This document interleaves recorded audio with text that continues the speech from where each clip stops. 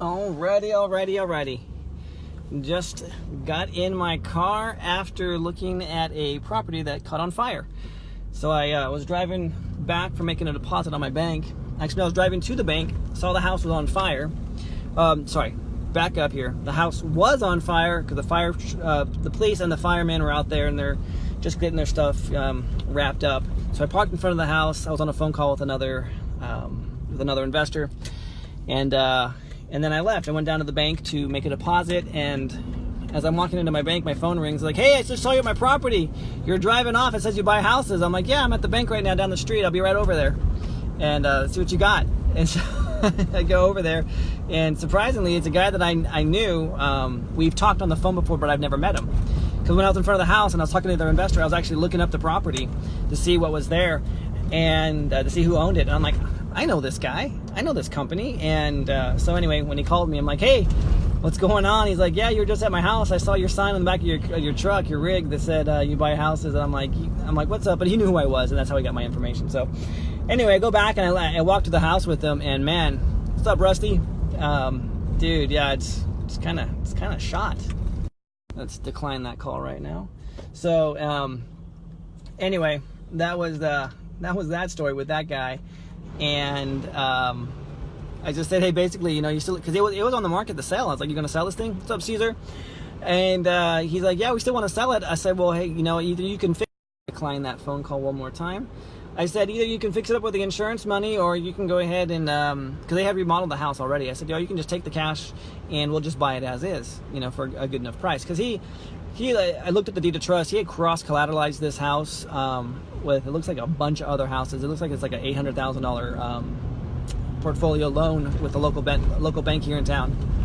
What's up, Eric?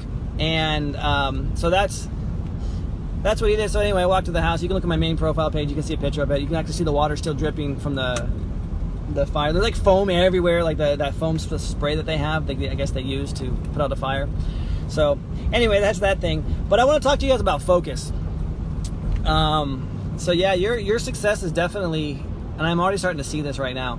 Your success is definitely an extension of your focus. And Crystal mentioned earlier, she's like, I have ADD or ADHD. I can't focus. And some people say that they have, they're self-diagnosed ADHD and they don't really have it or whatever. But regardless, if you have it or you think you have it, yeah, that can be a problem when you're scattered, when you're just going every which direction. And when you first get started, you really don't know what your niche is. And so you're all over the place. You're trying every little thing that works. I mean, when I first got into this business, I was going after, commercial property. I was going after bare land. I was going after, because you just didn't know. I mean, I didn't know what I didn't know, and I was just trying to get, what's stuck. Some investors were like, "No, don't go near mobile homes. Mobile homes are the devil," or "Don't go near mobile home parks even." Or I've sold mobile homes in mobile home parks, and I've made some good cash on it. I actually own a few mobile homes myself on some land, and I sell or finance those. And those are actually very, very profitable because you can't get financing for them these days, or it's very difficult to get financing, especially if they're not on a permanent foundation and things like that. But for me, for what I do, I make good money on mobile homes. But again, you don't know what you don't know, so you got to try everything. Hey, Alexis is here, guys. She is a great mentor and friend, and actually I'm going to talk a little bit about some of the advice that she gave me as well. How many lead sources should you have when you start? It's a great question. How many lead sources should you have?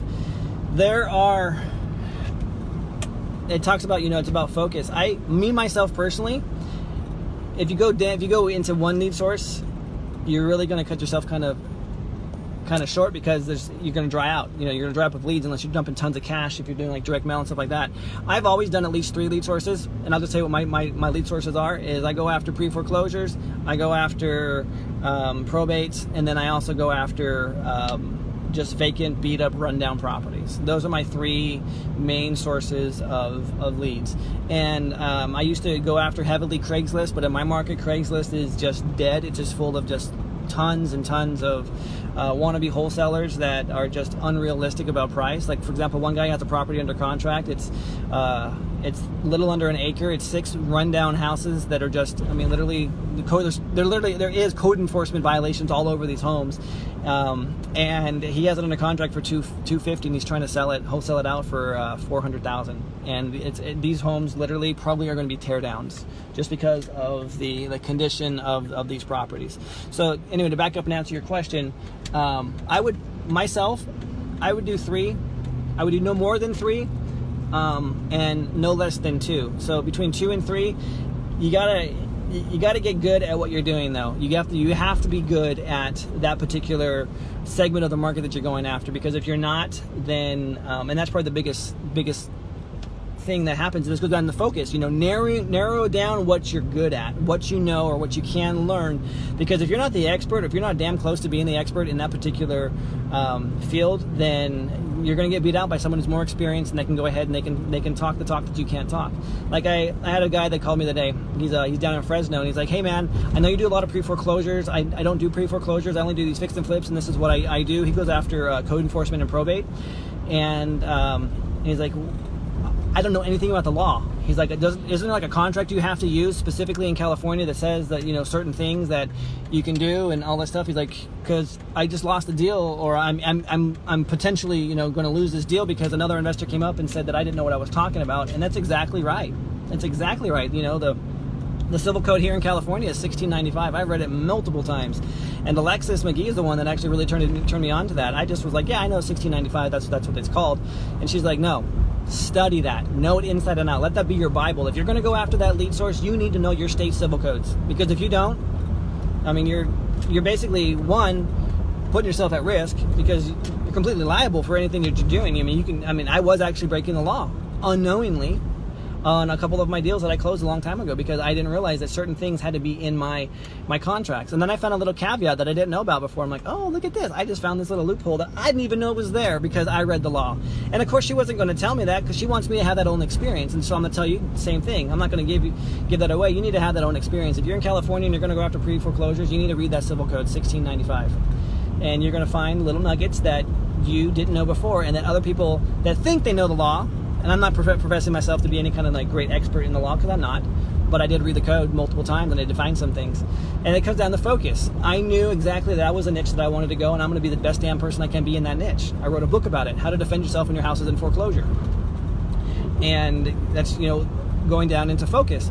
So I was going back to the story of me driving by this house and pulling over in front of it. The investor that I was talking to was like, "Hey man, I'm working a job and I'm working 45 to 50 hours a week, and I'm also hustling out here trying to make this work as an investor." He's like, "Dude, I know this is your full-time gig. How did you do it? How did you break out of the rat race?" I'm like, "Well, one, I didn't break out of the rat race, dude. I got laid off and I was on food stamps and I was just struggling. I had no other choice. I had to make this work. So fortunately I had time, but he's like, "Well, how are you doing this now? Because you're doing multiple deals." And I say, "Well, here's what happens. You have peaks and you have valleys. You have these ups and you have these downs." And his point was like, "Look, I'm marketing like crazy. I just put out a bunch of postcards and now I'm waiting. But as soon as I get one that calls me, I'm going to chase that thing down, and I don't continue to market." And I'm like, that's the biggest problem that investors have, is they don't have the team around them to build what is going to be a continual lead source for them. Anything in the business, so a business is run on, it's based off sales and marketing and sales. If you're not marketing, you're not having leads to close, and you don't have sales. If you don't have sales, you don't have a business. And so they go hand in hand. You have to market in order to have the sales, and if you don't have sales, then you don't have food on the table, and you don't have a business, and you're broke, you're bankrupt. And so his point was like, "Well, how do you do both?" And I said, "Well, early on, I had to do both, because that's all it was." And so I was burning the candle at both ends, you know what I'm saying? And in doing that, I eventually got to a point where I thought I was being smart, I thought I was being wise, where I would give up a portion of my equity, a portion of the sale, because again, I think I'm really good at both of them, but let's not fool myself. You can't do both. You can't be a one-man shop. You have to give up some kind of control. And so what I was doing early on is I was inviting my sales force, for lack of a better term, to go out there, and I was splitting the deals with them. I was doing 60-40 splits. But I was doing all the heavy lifting, and I was also teaching it, because I thought that, in order for me to make this work, I got to give up more equity, I got to give up more control and all that stuff. And no, I've talked to several different people and several different mentors, and I have hired a coach, and they've all told me, stop that now. which I have. I've cut that out. I've completely, as of yesterday, went through. I take that back. There's one more person I haven't talked to yet, but everyone that I was partnering with, and this goes down to focus. Everyone that I had partnered with, I had spoken to them and let them know that, hey, the gravy train's over. The 60-40 splits, me doing all the work, you collecting. I mean, I'm fully liable for all this stuff. It's all going into my trust, and they're the ones collecting the check just for finding the deal, and I'm running with it from start to finish. Once that deal is brought to me, and they're like, no, that needs to be a 25% payout. Done. Move on to the next. Let them focus on that only. And again, I mean, I can totally see the wisdom that I could not see before. And you know what? I'm gonna drive around the block just so that I don't lose this on my Wi-Fi as I pull into my driveway. And so the focus now that I have is I'm focusing on marketing. I have so many damn leads that I can't even get to because I've been focusing on chasing these leads. They bring me this lead, and then I try to close it, and then I would run and do all this other stuff that needed to happen, and not having a system, not having all these things. So my first order of business now is to hire a sales force, and I pretty much got that dialed in. But again, it comes down to focus. What am I good at? What are you good at? What are you going to do that's going to make you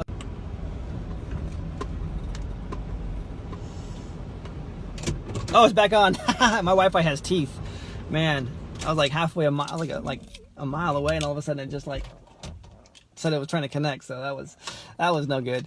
So you got to focus on what you're good at, and that's really what it comes down to. Is what can you effectively succeed at, and honestly, that's what it is. That's what it comes down to. And so I realized how I was such a bottleneck in my company, but at the same time, as I'm trying to teach these guys to go out and find the business, but then also teach them all the steps afterwards, they're getting so confused and so caught up in like, oh, what's my exit? How do I do this? And I'm like, no.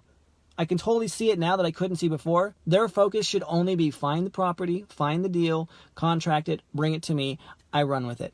Because I have a system down for that, and I can totally do it. That's not an issue. That's start to finish. That's a pretty easy thing to do. Now, the disposition aspect of it, actually getting it sold, that's very time consuming as well. But that's neither here nor there. That's the next thing that I need to slowly fire myself on. That's the whole point of this is firing myself so that I can focus on the things that I'm good at, which is the marketing, bringing in all the leads, making it rain, a rainmaker. Because if you can't make it rain, you can't get any kind of gains. I mean, that's the bottom line there. But I can see how I was sabotaging the guys and gals that were working with me, because I'm trying to teach them, give them so much information that they're just getting overwhelmed, instead of going locate, contract, pass it off, locate, contract, pass it off, locate, contract, pass it off. If that's all they're focusing on, man, how many more deals could they have been doing in this time frame? And so what it comes down to is, in your own personal business, look at what you're good at. To answer your question, Caesar, look exactly what you're good at, man, and realize how much time that you can, put into this, because you might not be able to put a whole lot of time into it. So I would go after the one lead source that's going to be the most profitable for you and the easiest for you to pick up. And, for me, pre-foreclosures are super easy in this market, because I was using Zillow for a while. Even though it's outdated, it still has a great I picked up a lot of properties just from scouring Zillow, and now I use Property Radar. And man, why didn't I do that before? I don't know, because man, there's so many properties that I was blind to that I couldn't even see. Hey, what's up, Johnny? And now I'm very targeted after some of these properties that I'm going after, and that's the whole point of it. Is my focus now is to focus, one, on higher quality deals, ones that are more profitable to me, and then two, bringing in the lead source for guys that are working underneath me to really help them produce.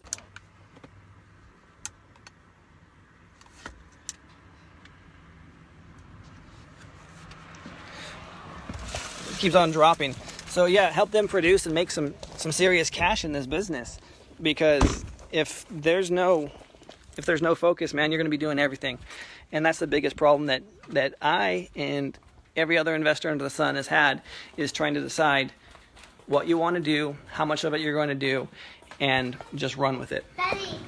Yeah. Could you jump on the tramp with us? I can jump on the tramp with you, sure. Running. Running?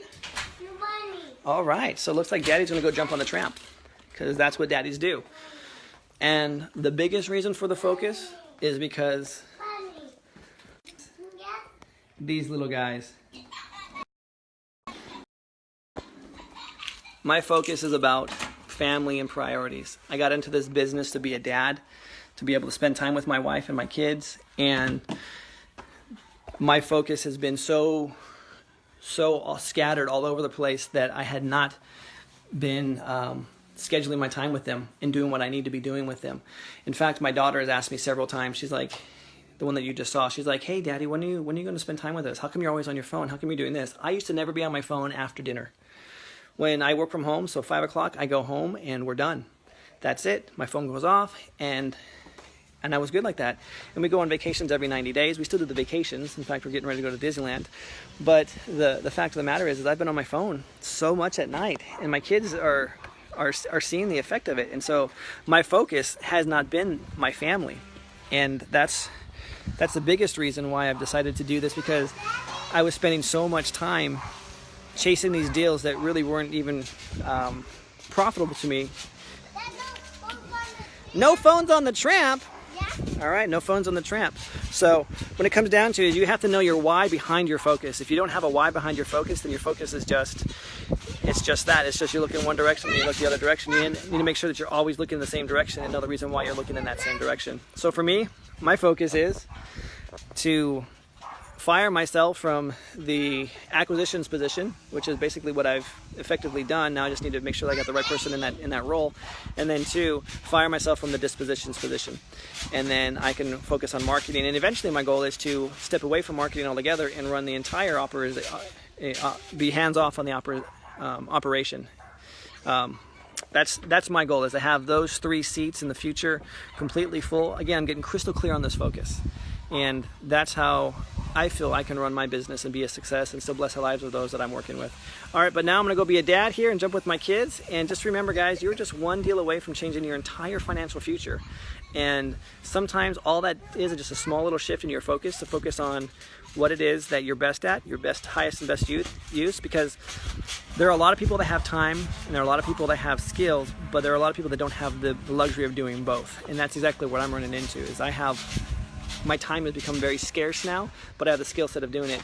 In fact, when I was talking to the guy whose house burnt down, he said, hey man, how do you find these, because he's another investor, he's like, how do you find these deals? I see that, you're picking up quite a few of them. And I said, yeah, he's like, we have the money, we'd love to buy them, but I don't have the time to track them down like you do. I said, well, that's the whole point, buddy. I don't mind working with you on a partnership deal. He's like, great, here's an address. This is the house that I want to buy. It's been vacant for about 2.5 years. If you can chase this down, he's like, I've tried to find this guy. I've knocked on his door. No one answers. I know where he lives. But if you want to go ahead and get it under contract, I'll buy it from you. And I said, yeah, how many more of these do you have? He's like, I have about 14 or 15 more that I know of, but I just don't know how to find the people. And I said, sure, man. That's the whole point of networking in this relationship, is that you have the money, I have the expertise, let's bring it together. And that's exactly what your focus should be, is focus on what you're good at. Do you have the money, do you have the time, or do you have the money? And then go ahead and hire out the rest, or partner out the rest. I can't see. All right, hey, what's up, Johnny? Hey, what's up, Patty? So just do that. Keep in mind, 1 deal is all you need. You get that taste in your mouth, you're never going to go back. And then 2, just go ahead and partner with those that have the skill set that you don't have, or that you are weak at, and make it go. And now, my goodness, my kids are calling me. I gotta go. See y'all. Bye.